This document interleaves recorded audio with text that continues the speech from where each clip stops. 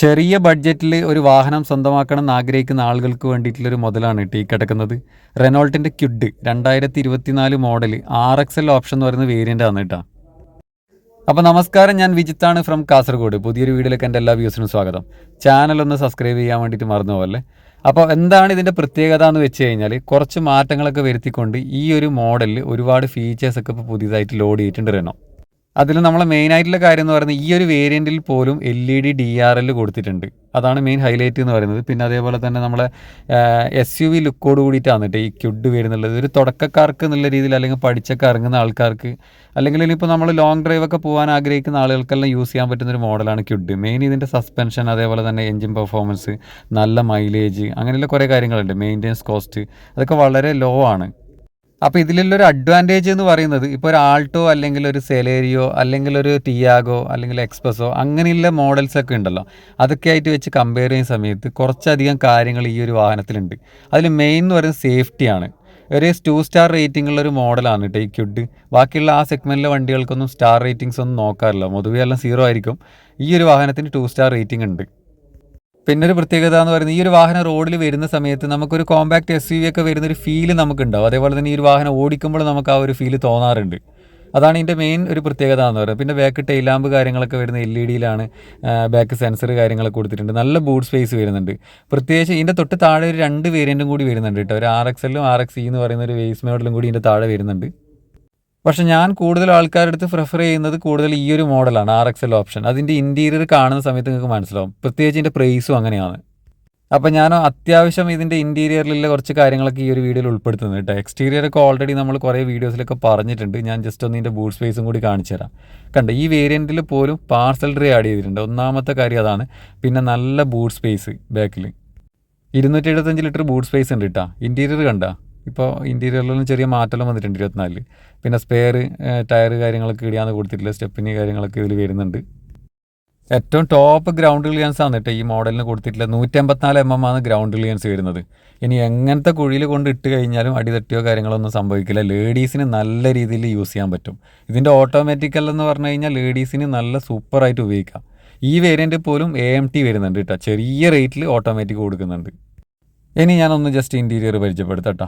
ഇതാണ് ഇതിൻ്റെ door pad വരുന്നുള്ളത്. Fully black ആണ്. അതിൽ പവർ വിൻഡോൻ്റെ സ്വിച്ച് കാര്യങ്ങളൊന്നും കൊടുത്തിരുന്നില്ല. പിന്നെ മിറർ നമുക്ക് മാനുവലി അഡ്ജസ്റ്റ് ചെയ്യാനുള്ളൊരു നോബ് കൊടുത്തിട്ടുണ്ട്. ഇവിടെ നല്ലൊരു ചെറിയ ബോർഡർ സ്റ്റോറേജ് സ്പേസ് കൊടുത്തിട്ടുണ്ട്. ഇതാണ് ഇൻറ്റീരിയർ. മെയിൻ കാണുന്നുണ്ട 8 ഇഞ്ച് ടച്ച് ഡിസ്പ്ലേ വന്നു. ആദ്യത്തെ ഒരു മാറ്റമാണ്. സീറ്റിലൊക്കെ നല്ലൊരു ഡിസൈനും കാര്യങ്ങളൊക്കെ ആഡ് ചെയ്തിട്ടുണ്ട്. അത്യാവശ്യം കുഴപ്പമില്ലാത്ത നല്ലൊരു മെറ്റീരിയൽ തന്നെയാണ് ഉപയോഗിച്ചിട്ടുള്ളത്. ഈ സെഗ്മെൻറ്റിൽ മറ്റുള്ള മോഡലുമായിട്ട് നോക്കുന്ന സമയത്ത് മിഡിൽ ഓപ്ഷൻ എടുക്കുമ്പോൾ അതിൽ സെൻട്രൽ ലോക്ക് ഉണ്ടാവാറില്ല. ഇതിൽ സെൻട്രൽ ലോക്ക് ചാവി തന്നെ കൊടുത്തിട്ടുണ്ട് കേട്ടോ. പിന്നെ തൊട്ടടുത്ത് തന്നെ ഈ കാണുന്ന ഒരു സംഭവം എന്തെന്ന് എല്ലാവരും ചോദിച്ചുകൊണ്ടുണ്ടായിരുന്നു. ഇത് നമ്മളെന്തെങ്കിലും ബില്ലോ കാര്യങ്ങളൊക്കെ കിട്ടിക്കഴിഞ്ഞാൽ അതിൽ ഇറക്കി വെക്കാൻ വേണ്ടിയിട്ടാണ്. ഇതാണ് ഇതിൻ്റെ ആ ഒരു മറ്റൊരു മാറ്റം. AC-ൻ്റെ ചുറ്റിലായിട്ട് ക്രോമിൻ്റെ ലൈൻസ് കാര്യങ്ങളൊക്കെ കൊടുത്തിട്ടുണ്ട്. സ്റ്റിയറിംഗ് ഒക്കെ സിമ്പിളാണ്. കുറച്ച് ഹൈറ്റൊക്കെ ഉള്ള ആളാണെങ്കിൽ പോലും ഇതിൻ്റെ അകത്ത് ഇരുന്ന് കഴിഞ്ഞാൽ തലയൊന്നും മുകളിൽ മുട്ടയൊന്നും ഇല്ല കേട്ടോ. നല്ല റൂഫ് ടോപ്പ്, നല്ല ഹൈറ്റിലാണ് ഉള്ളത്.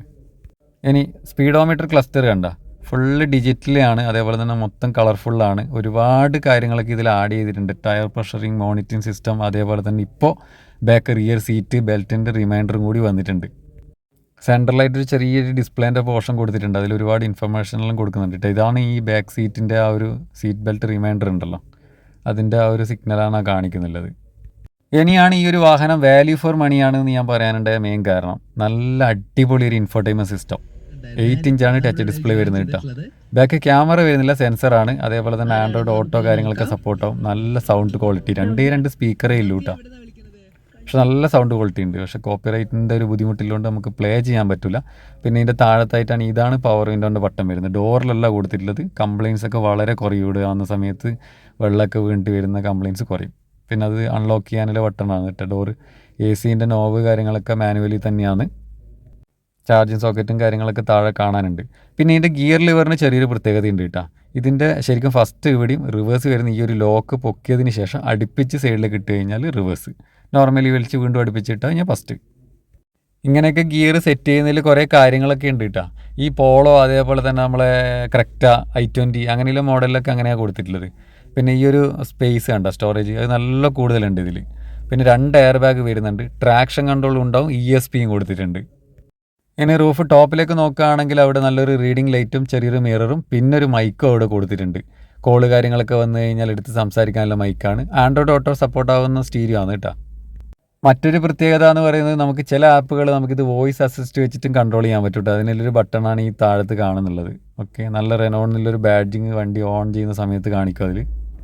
സിസ്റ്റത്തിന് ചുറ്റിലുമായിട്ട് ക്രോമിൻ്റെ ലൈന് കാര്യങ്ങളൊക്കെ കൊടുത്തിട്ടുണ്ട് കേട്ടോ. പിന്നെ നല്ല പ്രീമിയം ലുക്കാണ് ഈ ഒരു സ്റ്റീരിയോ. നമുക്ക് കാണുമ്പോൾ ഇങ്ങനെ ഒരു തട്ടിക്കൂട്ട് പരിപാടിയായിട്ട് നമുക്ക് തോന്നുന്നില്ല. പിന്നെ അതേപോലെ തന്നെ ആക്സ് കേബിൾ സപ്പോർട്ട് ആവുന്നുണ്ട്, പെൻഡ്രൈവ് കാര്യങ്ങളൊക്കെ സപ്പോർട്ട് ചെയ്യും. അതിനൊക്കെ കുറേ ഓപ്ഷൻസ് കാര്യങ്ങളൊക്കെ ഇതിൽ കൊടുത്തിട്ടുണ്ട്. കണ്ട ഈ സൈഡിലേക്ക് കൂടിയിട്ടായിട്ട് കണ്ട കുറേ ലിസ്റ്റ് കാര്യങ്ങളൊക്കെ കൊടുത്തിട്ടുണ്ട്. അപ്പോൾ ഏതാണോ നമുക്ക് ഓപ്ഷൻ ആയിട്ടുള്ളത് അത് സെലക്ട് ചെയ്യാം. അതേപോലെ ഞാൻ നേരത്തെ പറഞ്ഞ പവർ വിൻഡോൻ്റെ സ്വിച്ചും കാര്യങ്ങളൊക്കെ താഴെ തന്നെ ആയിട്ടാണ് കൊടുത്തിട്ടുള്ളത്. ഈ ഒരു എ സിൻ്റെ ഈ നോബും അതേപോലെ തന്നെ ഈ ബട്ടണും കാര്യങ്ങളൊക്കെ ഉണ്ട്. ഇതൊക്കെ രാത്രിയിൽ നമ്മൾ ലൈറ്റൊക്കെ ഓൺ ആക്കുന്ന സമയത്ത് ഭയങ്കര കളർഫുള്ളാണ് കേട്ടോ. എനിക്ക് ഭയങ്കര ഇഷ്ടപ്പെട്ടു.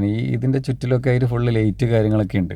ഒക്കെ ഞാൻ നൈറ്റ് ഡ്രൈവിൽ ശരിക്കും ഒന്ന് ശ്രദ്ധിച്ച് നോക്കിയിട്ടുണ്ടായിരുന്നു. അപ്പോൾ ഇങ്ങനെയൊക്കെയാണ് ഇൻറ്റീരിയർ സൈഡിൽ നോക്കുമ്പോൾ മെയിനായിട്ട് വന്നിട്ടുള്ള കുറച്ച് മാറ്റങ്ങൾ എന്ന് പറയുന്നത്. ഇതിൻ്റെ പ്രൈസ് പറയുമ്പോഴാണ് നിങ്ങൾക്ക് മനസ്സിലാവില്ല ഈ ഒരു വണ്ടിയുടെ വാല്യൂ എന്താണെന്നുള്ളത്. ജസ്റ്റ് റിയറിലെയും കൂടി ആ ഒരു സ്പേസ് കാണിക്കട്ടെ. ബാക്കിൽ പവർ വിൻഡോ വരുന്നില്ല, മാനുവലി അഡ്ജസ്റ്റ് ചെയ്യേണ്ടതായിട്ടുണ്ട്. അതേപോലെ തന്നെ ബോട്ടിൽ സ്റ്റോറേജ് സ്പേസ് ഈ ഡോറിൽ കൊടുത്തിട്ടില്ല. അത്യാവശ്യം അകത്ത് സ്പേസും കാര്യങ്ങളൊക്കെ ഉണ്ട്. 3 പേർക്ക് സുഖമായിട്ട് ഇരിക്കാൻ പറ്റും കേട്ടോ. എന്തായാലും ഞാൻ അകത്ത് ഇരുന്നിട്ട് തന്നെ കാണിച്ചു തരാം. ഇതാണ് ഇതിൻ്റെ അകത്തത്തെ സ്പേസ്. തൈ സപ്പോർട്ട് കുറച്ച് കുറവുണ്ട്. പൊതുവേ നമ്മളിപ്പോൾ ഇങ്ങനെയുള്ള കാറ്റഗറിയിലെ വാഹനങ്ങൾ നോക്കുന്ന സമയത്ത് തൈ സപ്പോർട്ടൊന്നും അത്ര കൂടുതലൊന്നും ഉണ്ടാവാറില്ല. പക്ഷേ യാത്രാ സുഖത്തിനൊന്നും ഒരു കുറവുമില്ല കേട്ടോ. ഞാൻ ഇതിൻ്റെ പുറകിലൊക്കെ ഇരുന്നിട്ട് ഒരുപാട് ദൂരം യാത്ര ചെയ്തിട്ടുണ്ട്. കുറവ് എന്ന് പറയുന്നത് ഈ ഒരു ബാക്ക് പവർ വിൻഡോ ഇല്ലാത്തതായിട്ട് മാത്രമേ ഒരു കുറവായിട്ട് തോന്നുന്നുള്ളൂ. പക്ഷേ അതും എനിക്ക് തോന്നുന്നു ഇപ്പോഴത്തെ കാലഘട്ടത്തിലൊന്നും ആരും ഈ ഗ്ലാസ് ഒന്നും താത്തിട്ടൊന്നും ആരും വണ്ടി ഉപയോഗിക്കുന്നതൊന്നും കാണാറില്ല. പിന്നെ അത്രയും അങ്ങനെ എന്തെങ്കിലും എമർജൻസി സംസാരിക്കാനോ അങ്ങനത്തെ ആവശ്യങ്ങൾക്ക് മാത്രമേ ഗ്ലാസ് താക്കേണ്ടി വരാറുള്ളൂ. പിന്നെ ഈ ഫ്ലോറൊക്കെ കണ്ട ഫുള്ള് ഫ്ലാറ്റാണ്. അതുകൊണ്ട് 3 പേർക്ക് സുഖമായിട്ട് ഇരിക്കാൻ പറ്റും.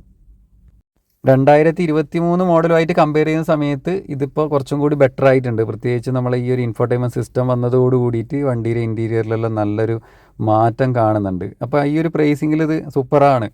ഇനിയിപ്പോൾ നമുക്ക് പ്രത്യേകിച്ച് വേറൊന്നും ആലോചിക്കാനുണ്ട്. വേണമെന്നുണ്ടെങ്കിൽ ഒരു വാഗണർ സെലേറിയോയിൽ എടുക്കുന്ന ആൾക്കാർക്ക് സുഖമായിട്ട് ആലോചിക്കാവുന്നതാണ്. പ്രത്യേകിച്ച് ഇതിൻ്റെ യാത്രാസുഖം ഒരു രക്ഷയില്ലാത്ത യാത്രാസുഖമാണ്. ഇപ്പോൾ ലോഡ് വന്ന് ഇറങ്ങിയതേ ഉള്ളൂ കേട്ടോ. അപ്പോൾ തന്നെ ഞാൻ എടുത്ത വീഡിയോ 2 കളർ ഇപ്പോൾ നമ്മൾ മുമ്പിലുണ്ട് കണ്ട. ഞാൻ ഒന്നിൽ DRL ഓണാക്കി വെച്ചിട്ടുണ്ട്. അതൊക്കെ ഈ ഒരു സെഗ്മെൻറ്റിൽ സൂപ്പറാണ്. പിന്നെ ഇതിൻ്റെ ബോണറ്റ് ജസ്റ്റ് ഒന്ന് ഓപ്പൺ ചെയ്തിട്ട് ഞാൻ അതിൻ്റെ അകത്തേത്തെ കാര്യങ്ങൾ കാണിച്ചു തരാം. ബോണറ്റ് പൊക്കുന്ന സമയത്ത് തന്നെ മനസ്സിലായൊരു കാര്യം എന്താ തരാം, മാരുതിയിലെല്ലാം പിടിച്ചിട്ട് ഇത് പിടിക്കുന്ന സമയത്തുണ്ടല്ലോ പൊന്തിക്കാൻ പറ്റുന്നില്ല, അത്ര വെയിറ്റ് ഉണ്ട്.